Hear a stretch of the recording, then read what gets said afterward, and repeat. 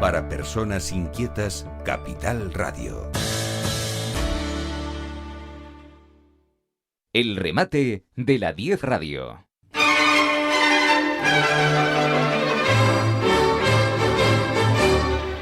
Y nosotros seguimos en este día maravilloso, que nos falta que llueva un poco. Del resto, estamos contentos, ¿no? Y estamos con una persona que tiene un cargo, que después se los digo, porque es un cargo complicado, pero que nos va a decir algo importante. Nos va a hablar de Venezuela. Venezuela está en un estado, yo no sé cómo definir, don José Luis, el estado de Venezuela. Y ya lo he dicho, ya lo he descubierto a don José Luis Pérez Telo, que es, a ver si me sale, Viceconsejería de Asuntos Exteriores. Eso es, se lo voy a explicar a los oyentes, como si fuera ministro de Asuntos Exteriores, pero en Canarias. ¿Así está bien explicado? ¿O es muy burdo? Buenos días a todos los oyentes. De verdad que encantado de compartir este tiempo de radio con ustedes. Realmente hay que tener en claro que Canarias no tiene competencias en asuntos exteriores. La competencia en relaciones con el Estado le corresponde lógicamente al Estado español y al ministro de Asuntos Exteriores.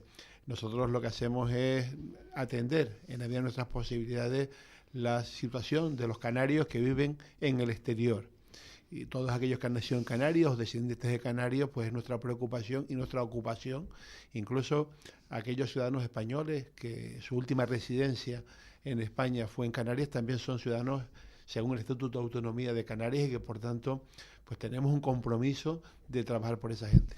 Esto porque es una pregunta que viene en la época en la que estamos. ¿Los nietos tienen la consideración de españoles? Tú ves cómo está el Estado con esto, ¿no? Bueno, es algo fundamental. Nosotros, lógicamente, cuando hacemos cualquier acción en Venezuela, en este caso, sobre todo después de la situación de tragedia que vive el país, después de los últimos movimientos sísmicos, siempre tenemos claro que la competencia de atender a los españoles en el exterior es del Gobierno de España. Nosotros coayudamos al Gobierno de España en la atención de los canarios que están en el exterior.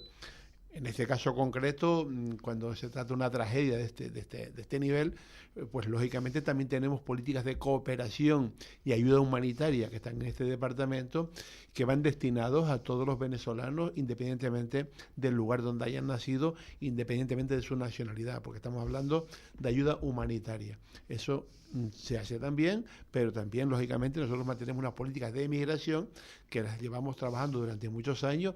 De hecho, Canarias tiene en Venezuela una red de atención sociosanitaria desde hace muchos años. Hay una cosa importante, bueno, ya nos metemos de lleno en el problema, porque es muy grave, como tú dices, la corresponsabilidad entre Venezuela y Canarias ha sido durante muchos años muy fuerte, y entonces, claro, esto viene una tragedia de estas dimensiones y empieza a particularizar cuestiones. Ya sabemos que La Guaira se ha ido prácticamente al suelo, pero hay una cosa, lo he preguntado y hay unos cuantos oyentes estos días que me han contestado cosas simpáticas, unos más simpáticas, la cosa no está para mucha risa, pero dice, me preguntaban los ranchos de Venezuela, tú conoces los ranchos igual que yo, en los ranchos La Chabola, aquí lo llamamos una chabola, aunque no es una chabola exactamente, porque tiene sus particularidades, ¿no? Y resulta que de eso no se sabe nada. Y me ha dicho que es que han resistido. ¿Qué sabes de eso? Bien, vamos a ver, hay ranchos y ranchos, hay diferente el concepto de rancho a chabola que tenemos aquí. Hay ranchos que son muy importantes y muy grandes y grandes extensiones de terreno en Venezuela.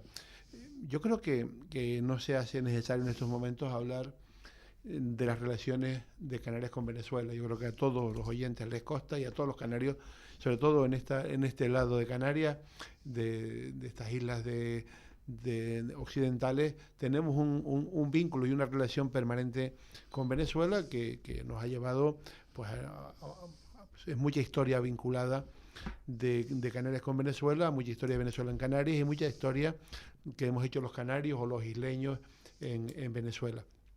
Yo estuve en mi condición de presidente del Cabildo, entonces, como saben ustedes, la FECAI tiene un presidente cada 6 meses, se va rotando entre todos los presidentes, y en ese momento, cuando la tragedia de Vargas, en el año 99, cuando las riadas, estaba presidente de la FECAI y acompañé al entonces presidente de Canarias y al presidente también de la FECAN, de los municipios, estuvimos en esa zona, en ese estado.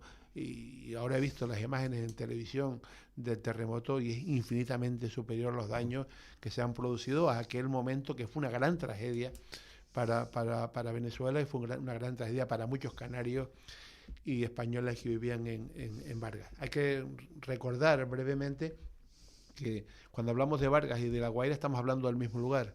Es decir, antes se llamaba Estado de Vargas, hasta hace 3 años que cambiaron el nombre por Estado de La Guaira.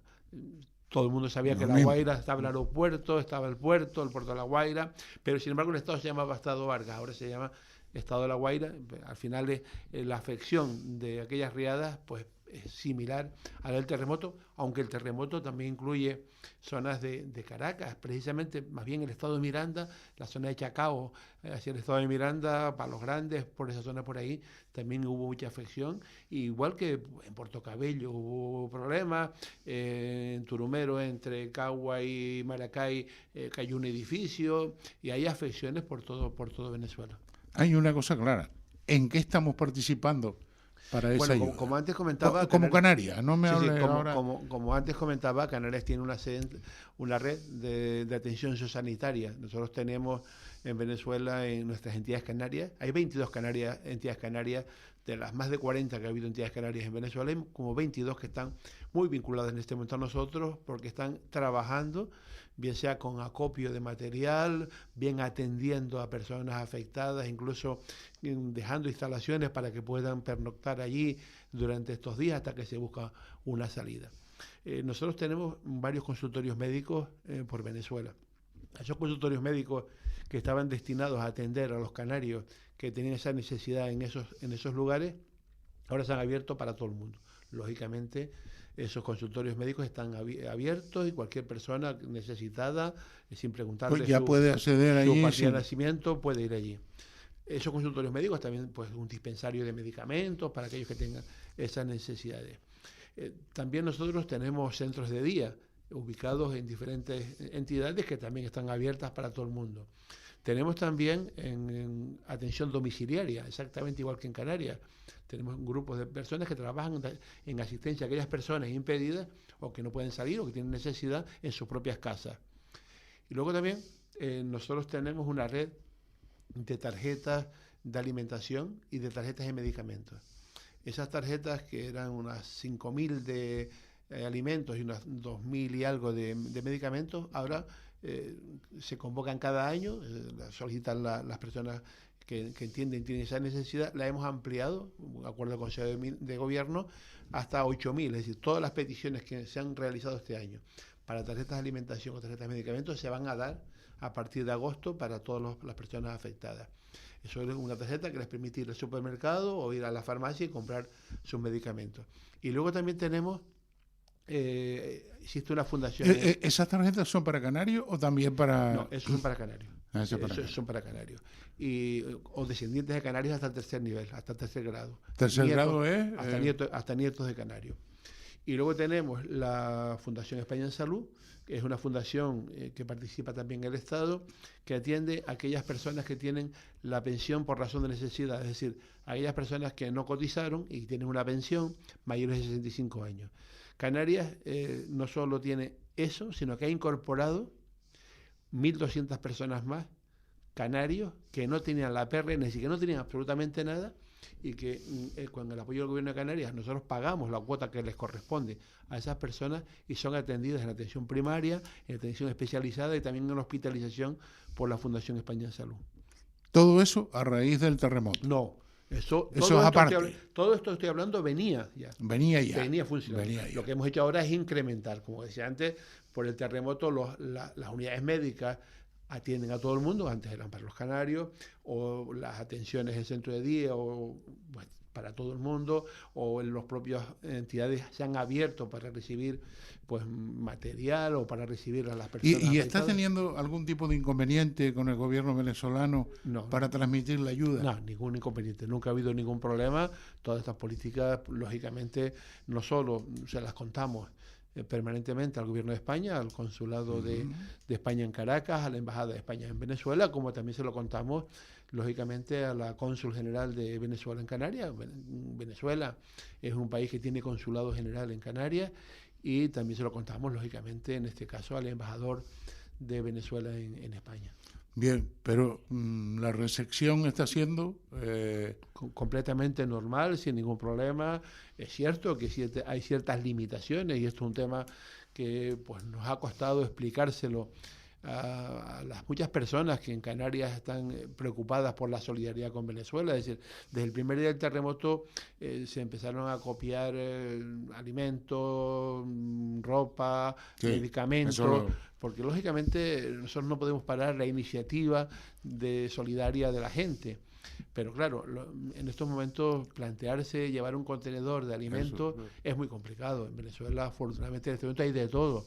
Lo que hace falta son recursos económicos para poder adquirir esos medicamentos o esos alimentos o esa ropa allí en Venezuela para entregárselo a los afectados. Un poco estamos intentando convencer a la gente que bueno, conocíamos la voluntad de depositar harina o gofio o harina pan, que se usa mucho en Venezuela, o aceites o cualquier otra cosa, y vestuario, pero no es operativo. Es decir, el costo del envío de un contenedor en dinero en Venezuela se pueden comprar todas estas cosas que podríamos mandar, sin medicamentos, aparatos médicos, y eso también el consulado de Venezuela en Canarias está colaborando en eso. Y todo ese acopio de material que se ha hecho, que yo lo he visto pero por todos lados, ¿no?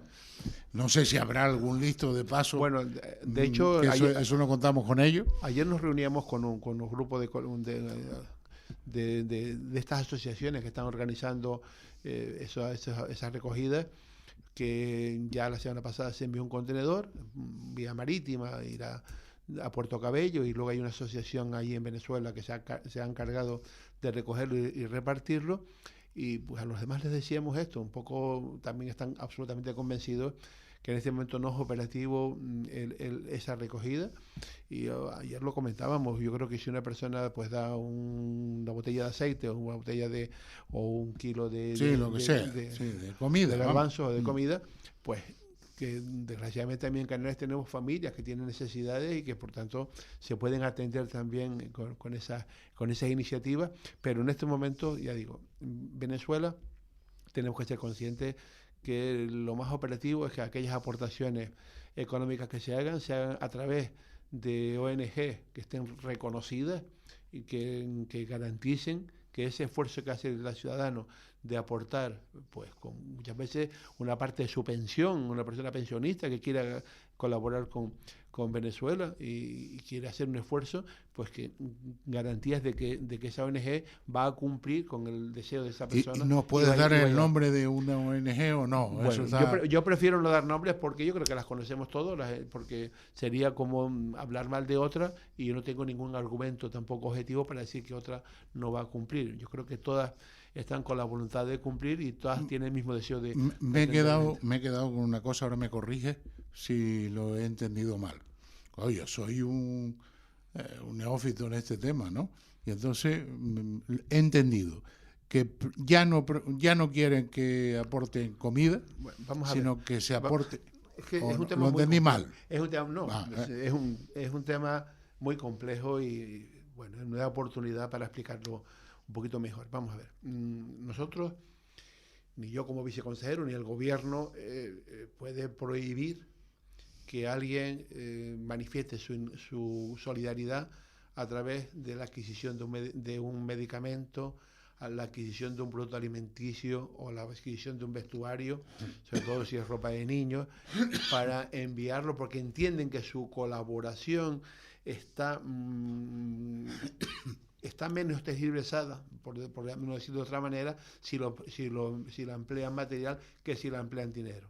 Y al final todo el mundo tenemos la conciencia que tal vez el dinero se puede perder más fácil que... Sí, yo creo que lo tenemos claro. Entonces, claro, nosotros no podemos quitarle o pedirle a alguien que no haga lo que le nazca, pero sí podemos decir que la experiencia nos dice que es muy complicado y todavía hay en algún sitio en La Palma material que se recogió para el volcán y nunca se entregó.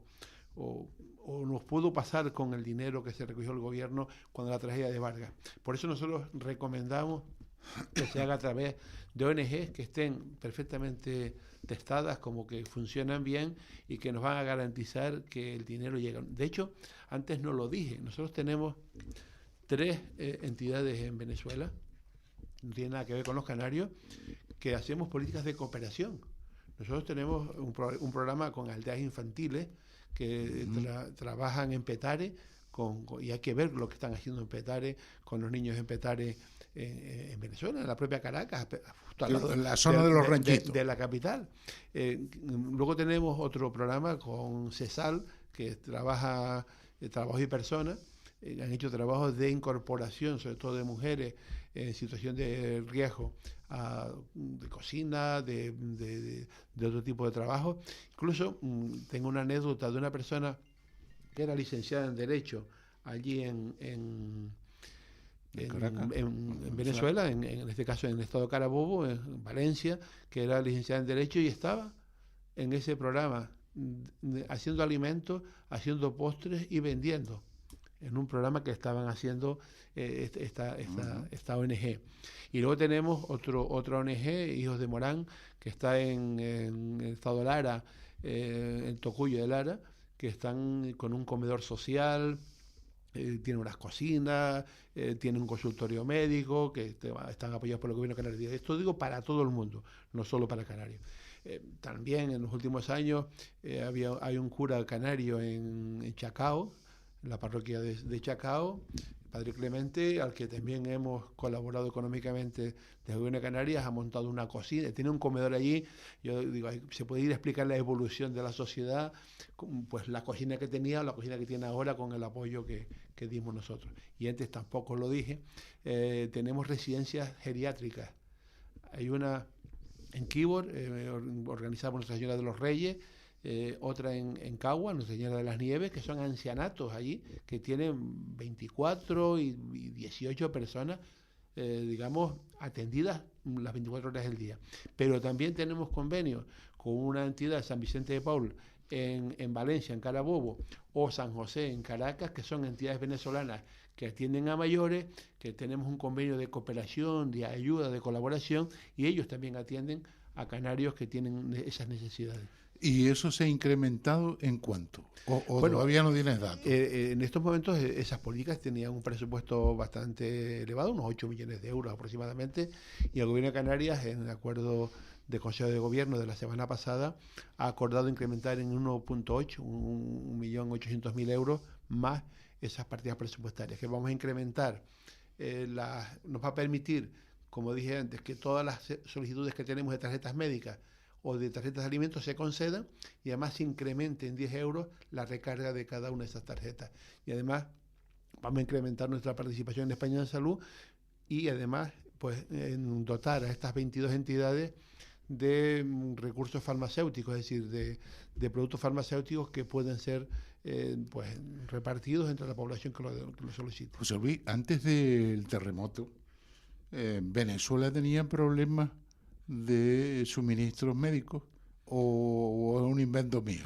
Bueno, vamos a ver, el problema es que en Venezuela, todos sabemos cómo está la situación de Venezuela, situación muy compleja antes del terremoto, ahora se complica con el terremoto, donde la atención médica, pues existe, digamos, una industria farmacéutica en Venezuela muy potente.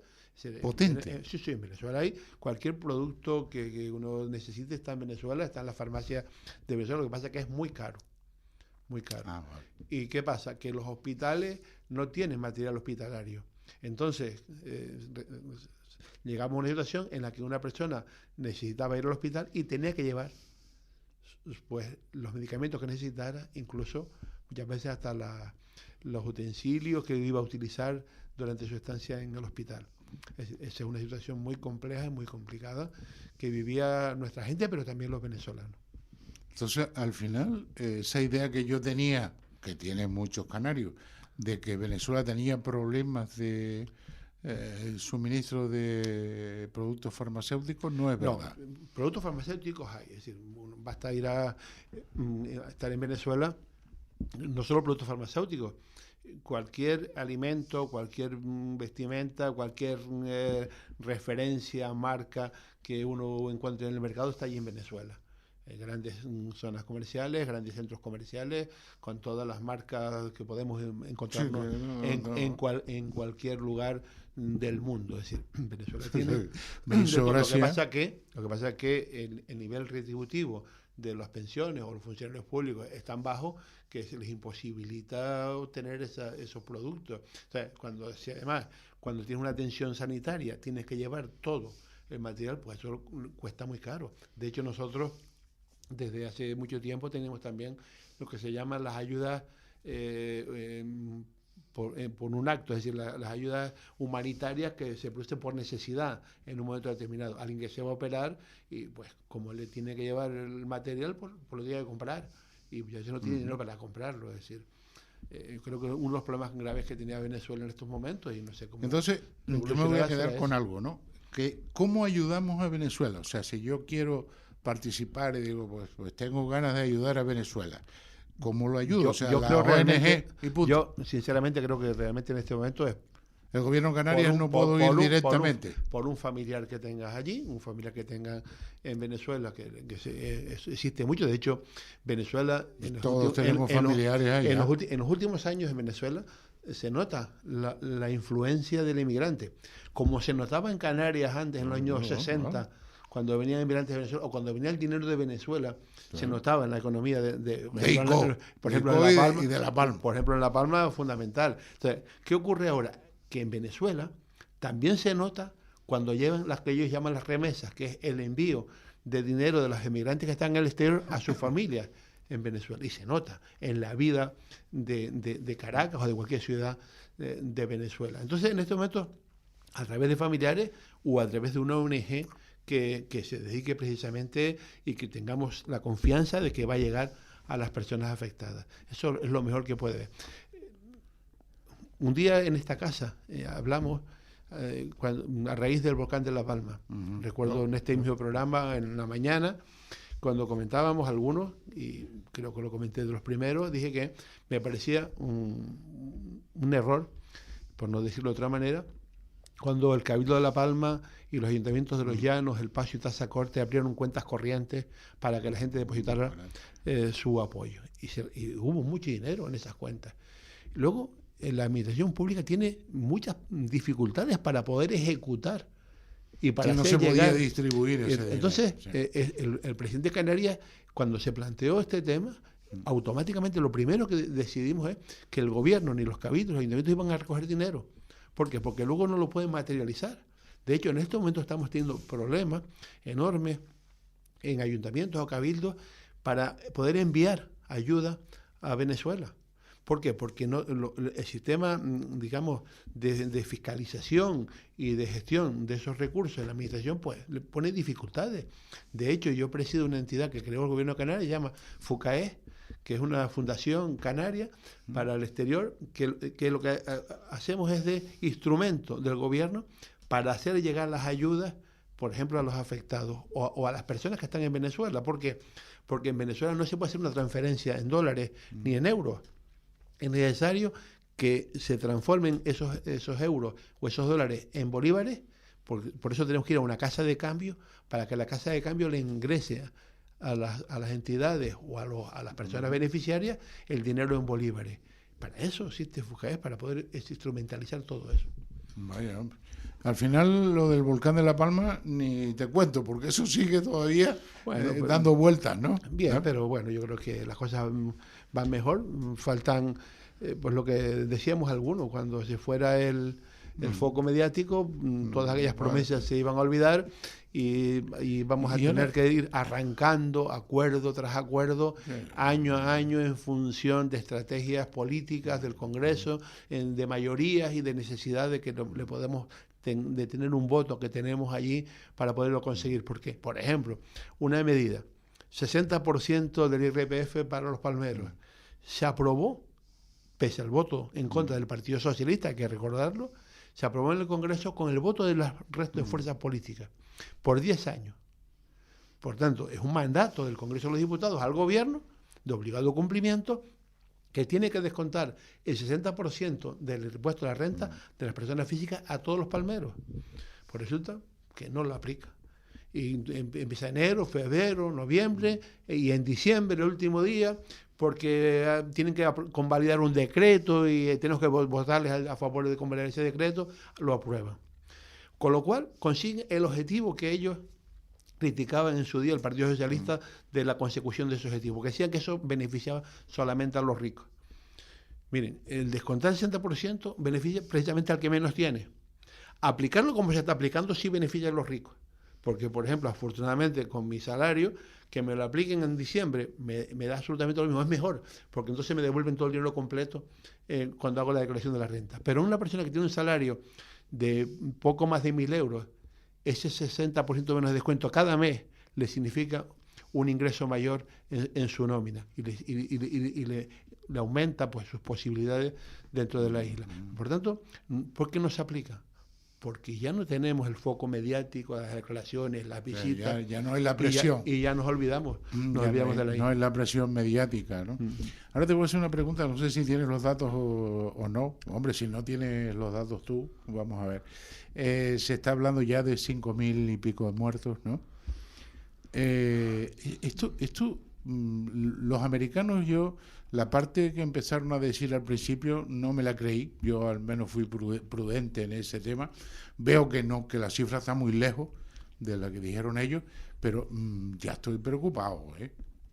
Bien, recuerdo la entrevista en esta casa cuando yo pedí, porque ese mismo día había leído yo ese comunicado de esa propuesta, esa noticia desde Estados Unidos. Desgraciadamente los muertos yo creo que son muchos más de los que en este momento desgraciadamente tenemos ya.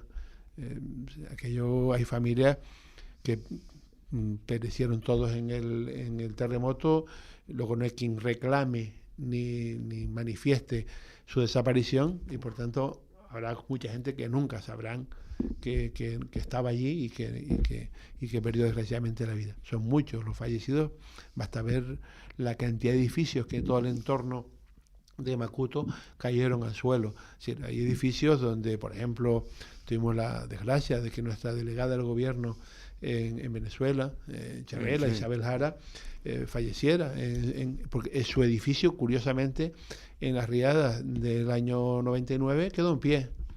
Y ahora cayeron muchísimos edificios.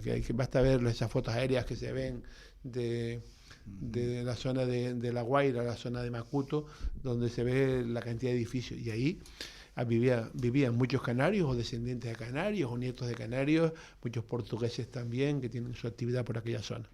Vale. Don José Luis, muchas gracias. Yo no sé si quieres añadir algo. No, si gracias a ustedes. ustedes. ¿Hacer algún llamamiento en concreto? No, gracias a ustedes. Yo lo único que pido a la gente es calma, todo lo contrario. Soy consciente de ese deseo innato de todos de querer colaborar, de querer ayudar, de llegar a las personas que lo necesitan, pero tenemos que tener la cabeza fría, pensar bien y saber cómo podemos ser de varias cosas que has dicho, poder ser más eficientes a la hora, porque lo importante es que la ayuda, que el esfuerzo que hacemos cada uno en nuestra casa con nuestros recursos. Sí, yo digo, hay muchas personas que son pensionistas, que tienen muy poquito para llegar a fin de mes y sin embargo sienten tan vinculación con Venezuela que están dispuestos a dar una parte de su pensión, pues que menos que ese esfuerzo que hacen que llegue de verdad a las personas que lo necesitan. Y para eso hay que ser prudente y hacerlo bien. Bueno, lo dicho. Muchas gracias. Bueno, si me permite, me estaba acordando ahora que ustedes tienen un oyente en San Andrés y Sauce, que alguna vez se lo llama Mario, y que el otro día me estuvo preguntando por Miguel Ángel y por ustedes, y digo, pues la próxima semana voy a estar allí, así que un saludo para Mario, que seguramente nos estará que estará pendiente allí de nosotros, ¿no? Nos tenemos que ir, don José Luis.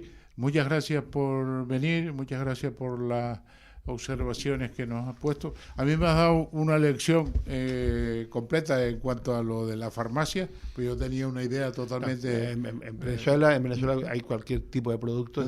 Sí, claro, lo que hace falta es billete. Lo que hace falta, lo que pasa es que es verdad que es muy caro. Es decir, hace falta billete. Y si uno observa los sueldos en Venezuela, un profesional, un educador, con los plus de guerra, el bono de la patria, llegaba hace un año a $140 al mes, y por ejemplo, comer en un restaurante en Caracas puede costar de 80 a 90 dólares por cabeza, hacia arriba. Por tanto, eso un poco nos da idea de por qué esa mentalidad de que no hay medicamentos, es que son de difícil consecución porque cuestan muy caro. Lo dicho, muchas gracias. Gracias a ustedes. Buen día. Salud. Venga. El remate de la 10 Radio. Capital Radio. Para personas inquietas, Capital Radio.